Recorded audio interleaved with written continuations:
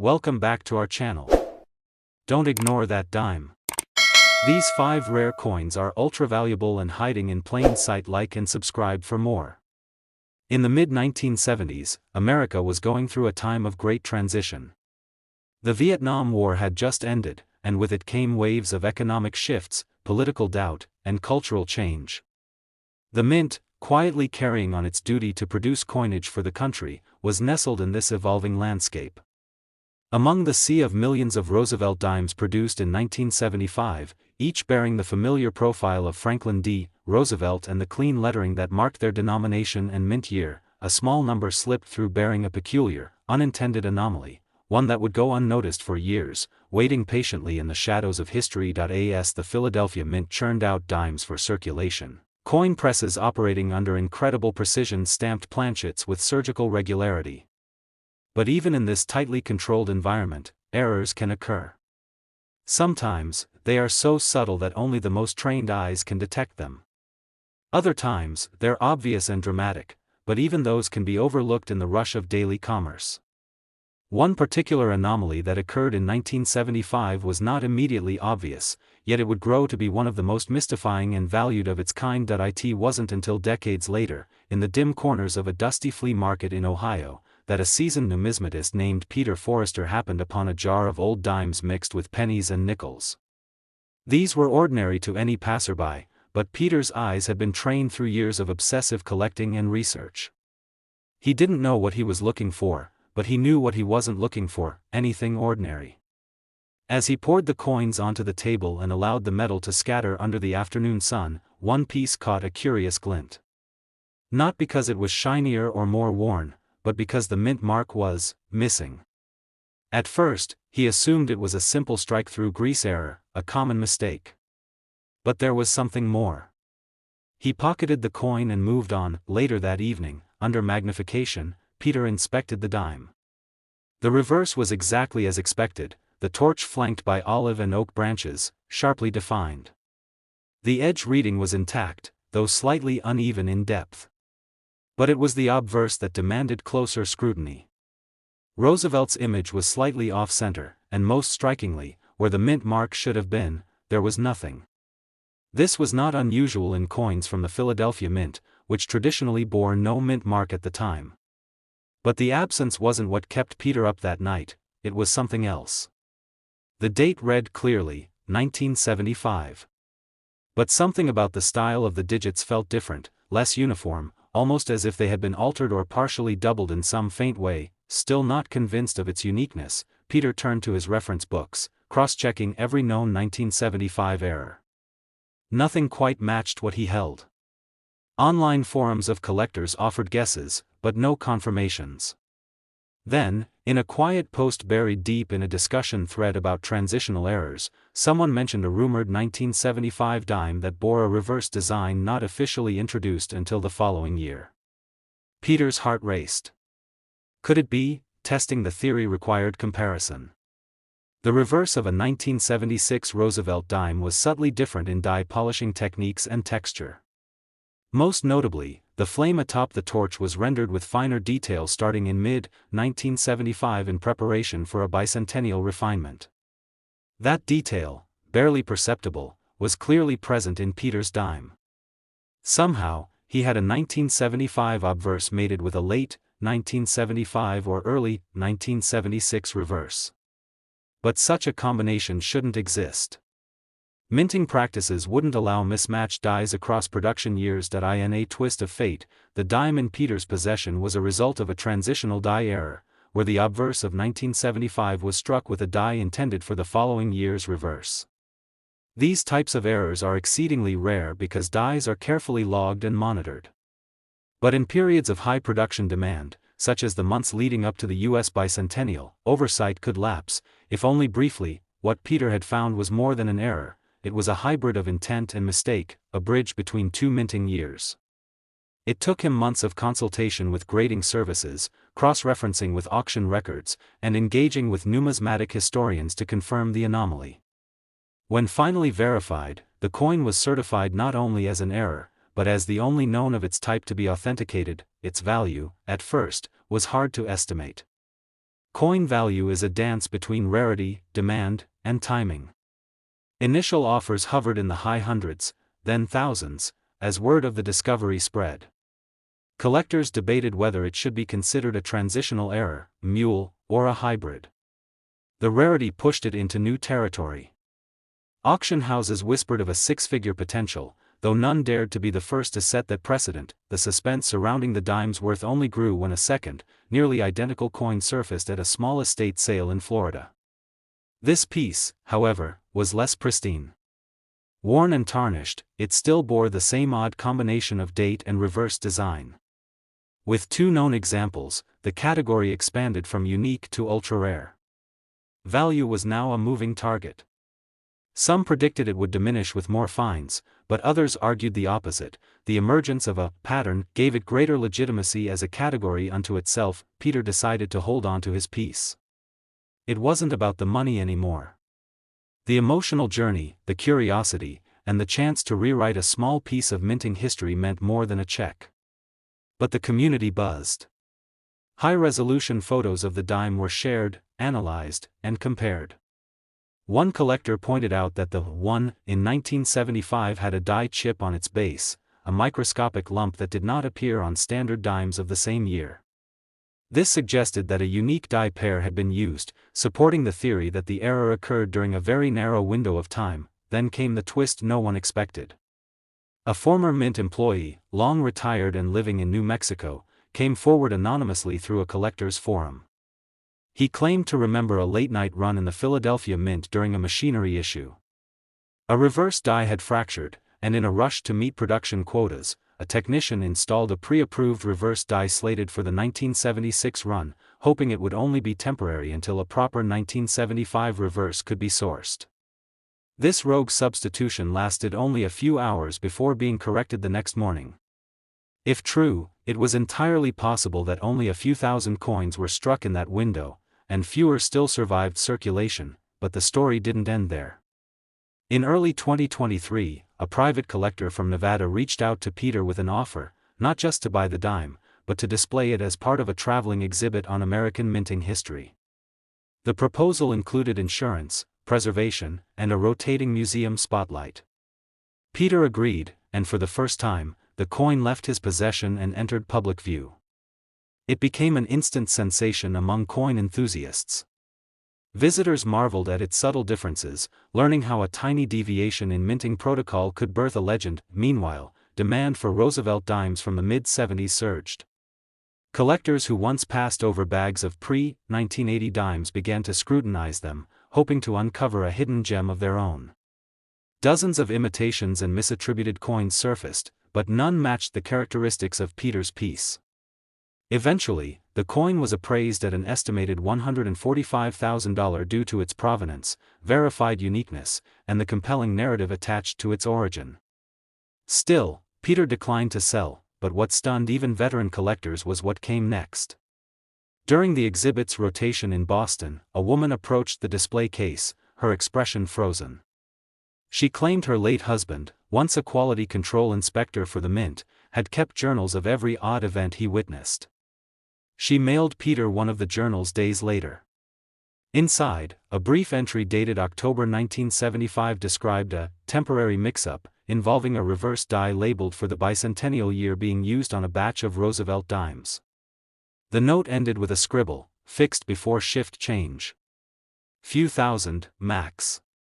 Her husband had died in 1987, and no one had ever looked at the journal since. This piece of evidence became the keystone to understanding how the error occurred, providing the first official acknowledgement of the event outside of speculation.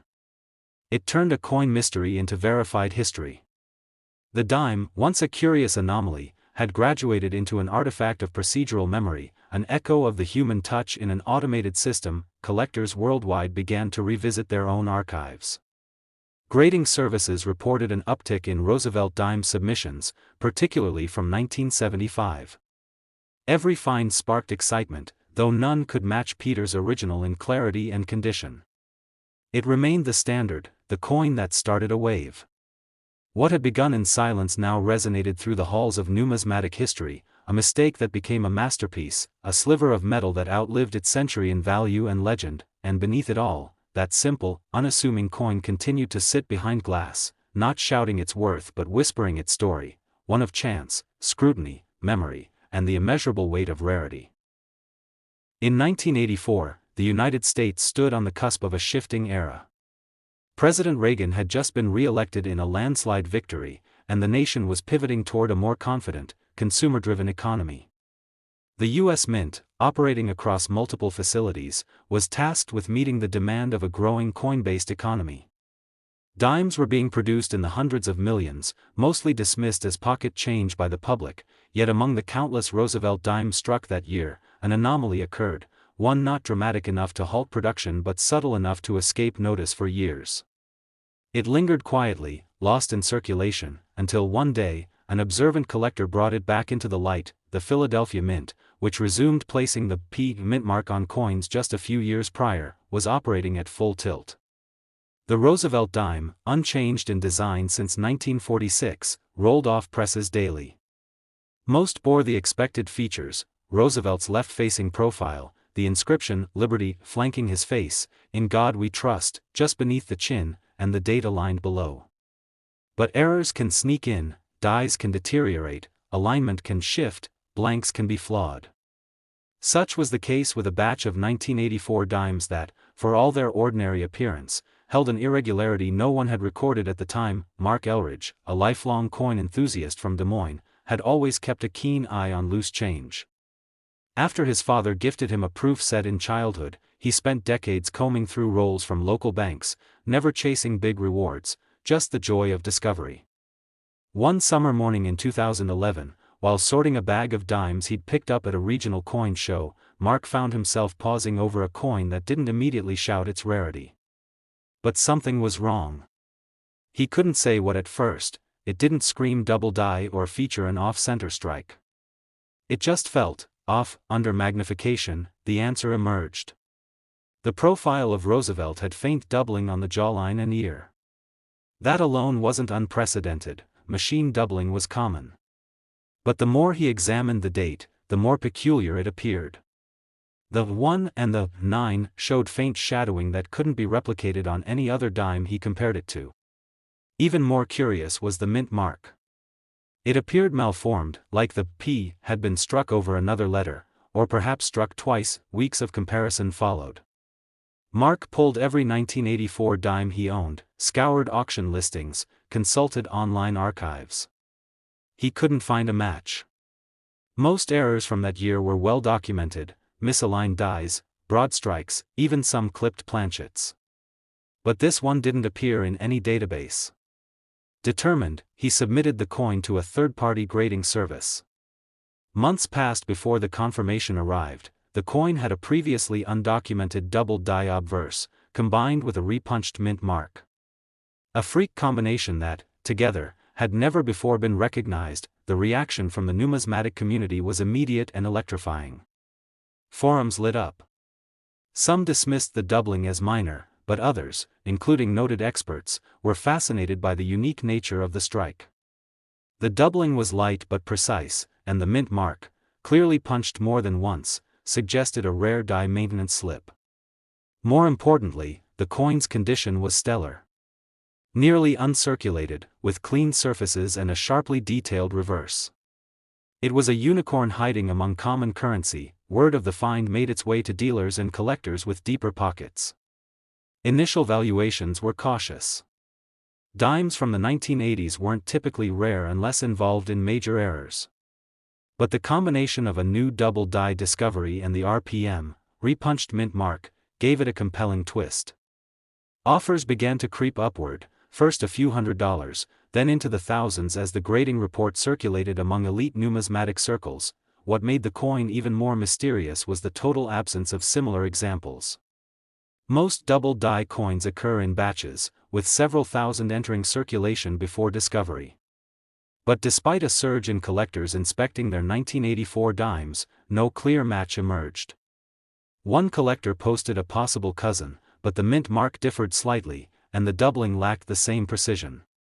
It seemed that Mark's coin had been struck during a very short window, perhaps even a single production run. A retired mint quality control technician, after viewing high-resolution images, suggested that the doubling may have resulted from a misalignment during hubbing, a rare condition when the die itself is being created. Coupled with a manually punched mint mark that was applied twice, possibly by mistake during retooling, the error hinted at a lapse that would have gone unnoticed in the production rush of the 1980s. The story of the coin spread, its notoriety grew. At a private collectors' convention in Denver, the coin was displayed under high security. Attendees flocked to view the tiny piece of metal that had captured so much attention. Photographers documented its features, and grading professionals discussed its implications. Some speculated that it might force a re-evaluation of how mint mark applications were handled in the 1980s. Others argued it was an isolated event. All agreed, though, that its combination of errors and pristine condition was exceedingly rare. Then came the unexpected twist. A Canadian coin enthusiast stumbled across a 1984 Roosevelt dime in a collection he'd purchased from an estate sale. It was heavily worn, but it bore faint doubling on the 8 and a distorted P mint mark. Mark acquired the coin through trade and compared it to his own. Under heavy magnification, the doubling pattern was inconsistent, but the mint mark distortion was eerily similar. The implication? Two separate dies may have shared the same mint mark mispunch, but only one produced the clean, full-featured doubling seen in Mark's original coin. This suggested that multiple dies may have been mishandled around the same period, each producing slightly different but related anomalies. With this knowledge, collectors redoubled efforts to hunt down similar dimes. A few surfaced, most were heavily circulated, and none matched the sharpness of the original find. Still, the belief grew that Mark's dime was the cleanest survivor from a rare, undocumented production event. The interest didn't wane. In late 2022, an international bidder from Germany offered $38,000 for the coin, seeing its historical and mechanical uniqueness as a worthy addition to a global collection. Mark declined, preferring to keep the dime as part of a larger narrative, a living mystery that still had more to reveal. Offers continued into the following year, each higher than the last. The coin wasn't just valuable because of its rarity. It had become a symbol of what the coin collecting world still offered: discovery, mystery, and the chance to rewrite a sliver of minting history. An exhibit in New York featured the coin under the title, The Quiet Error, drawing attention not just to the coin itself but to the methods used to detect such rare mistakes. Young collectors marveled at how a seemingly normal dime, one they'd pass over without thought, could become an artifact worth tens of thousands of dollars. Meanwhile, research into 1984 mint operations continued. A batch report, partially declassified through a Freedom of Information Act request by a determined collector, revealed that mid-1984 had seen a spike in die refurbishments due to tool degradation at the Philadelphia Mint. While the report didn't specifically reference double dies or RPMs, it added weight to the theory that rushed die maintenance contributed to the anomalies. In 2024, a third-party auction house listed a similar coin in fair condition for $16,800. It was authenticated, though lacking the doubling. Its sale confirmed that the demand for this error family remained high. The original, however, remained off the market. Mark continued to document every offer, every inquiry, and every supposed match sent his way. He'd turned his find into a public research project, not just for recognition but to encourage deeper exploration into an era of coinage often overlooked. By the spring of 2025, the community had settled into an understanding of the coin's value, not just financially, but historically. It represented a brief lapse in an otherwise controlled system, a minute error magnified by time and obsession. While the mint would likely never confirm the full story, the pieces were enough for collectors to reconstruct a plausible truth. A truth that lived on in a coin that began its journey in silence and ended as one of the most fascinating finds of its kind. The current estimated value of the 1984 US 1 dime coin error ranges between $40,000 and $110,000, depending on condition, provenance, and the presence of both the double die and repunched mint mark. It remains one of the most enigmatic and sought-after Roosevelt dime errors in modern numismatic history. In 1999, the United States was on the brink of a new millennium. Technology surged ahead, fears of the Y2K bug loomed over industries, and the U.S. Mint launched its popular 50-state quarters program, redirecting much attention toward quarter designs and production. In the shadow of all this, the Roosevelt dime remained unchanged, uncelebrated, and quietly pressed in massive numbers at the Mint's Philadelphia and Denver facilities. It was a coin few collectors focused on that year, a routine piece of commerce, unnoticed and undervalued. And yet, beneath the ordinary rhythm of mass production, a silent error unfolded that would, years later, command attention not just for its rarity, but for the way it escaped detection for so long. Dimes from 1999 were struck using high-speed presses capable of producing hundreds of coins per minute. The dies, working under immense pressure, could wear down quickly. When they did, replacements were supposed to be carefully installed and calibrated. But in the frenzy of the last year of the 20th century, even a minor lapse could produce a lasting mistake. Somewhere in that process, one die set left a mark on the Roosevelt dime that no one expected. For over a decade, the coin passed unnoticed. It circulated freely, through gas stations, grocery store tills, vending machines, doing its job with anonymity. It was only in 2013, during a quiet afternoon in Albuquerque, that a retired Navy engineer named Sylvia Hanley was sorting a coin jar her father had left behind when something odd caught her eye. She had no background in coin collecting, but the way the numbers on the date of the dime caught the light seemed strange. It was subtle, almost like a shimmer, not from wear, but from duplication. The dime looked normal at first glance. Roosevelt's profile was present, bold and familiar. The edge had the standard reading, and the reverse bore the clean torch, olive branch, and oak branch imagery the coin had featured since 1946. But under a cheap magnifying glass, Sylvia noticed that the 9's in the date 1999 seemed to echo themselves, like their edges had shadows. Intrigued, she set it aside and took it to a local coin dealer the following week. The dealer, initially skeptical, brought out a loupe and examined the coin. Within seconds, his posture changed. He pulled out a small lamp and began rotating the coin under its light. Then he brought out another 1999 dime for comparison.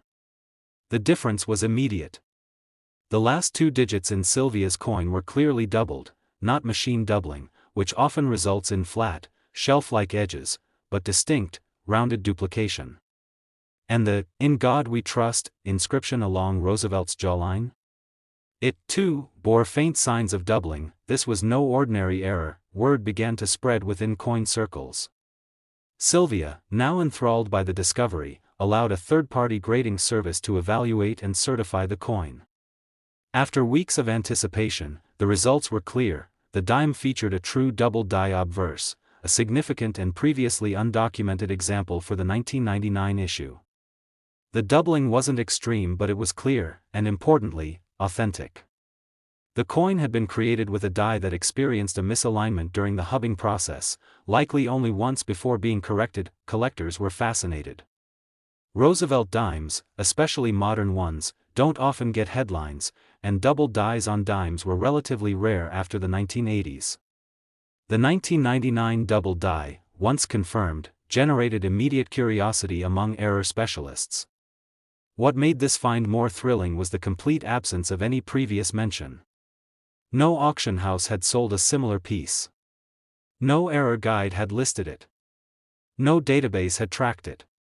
It was a ghost. Now revealed that in the months that followed, dozens of collectors began combing through their own 1999 dime rolls, many of which had sat untouched for years. A few dimes turned up with signs of strike anomalies, some with minor doubling, some with mechanical shifts, but none matched Sylvia's piece in form and clarity.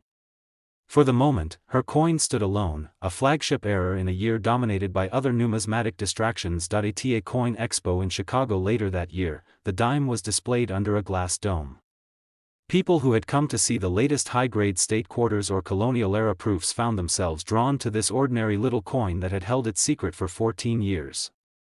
Under high magnification, the doubling became almost artistic, layered, deliberate, yet entirely accidental. Discussions about mint procedures resurfaced.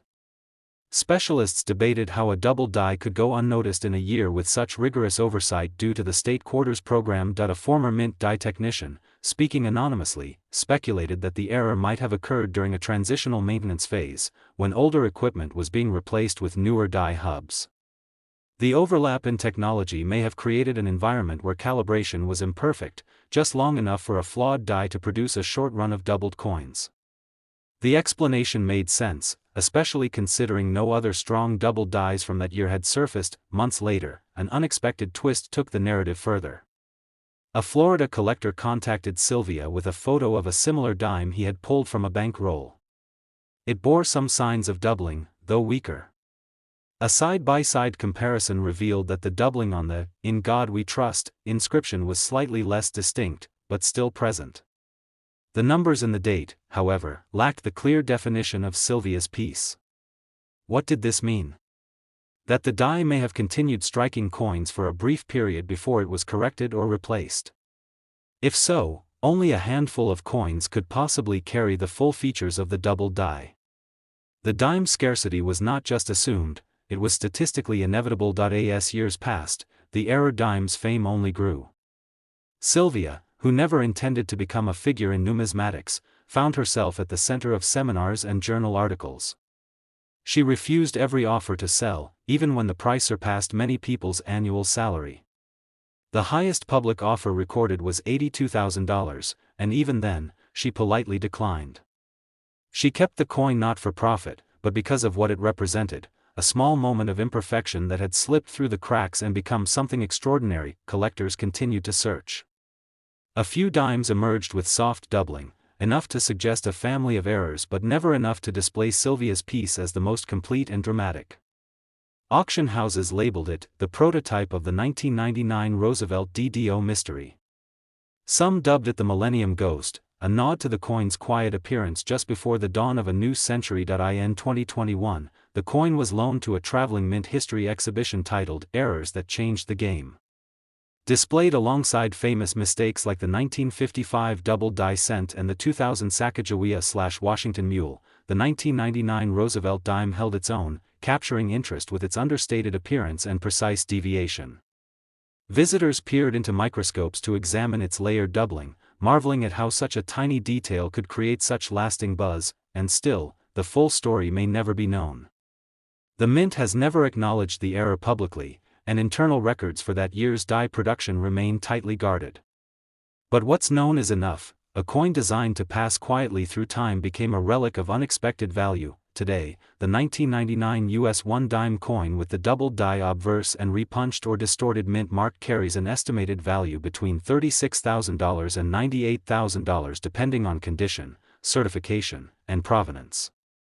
It remains one of the most captivating modern Roosevelt dime errors, proof that even in an era dominated by technological precision, human error can still create accidental masterpieces.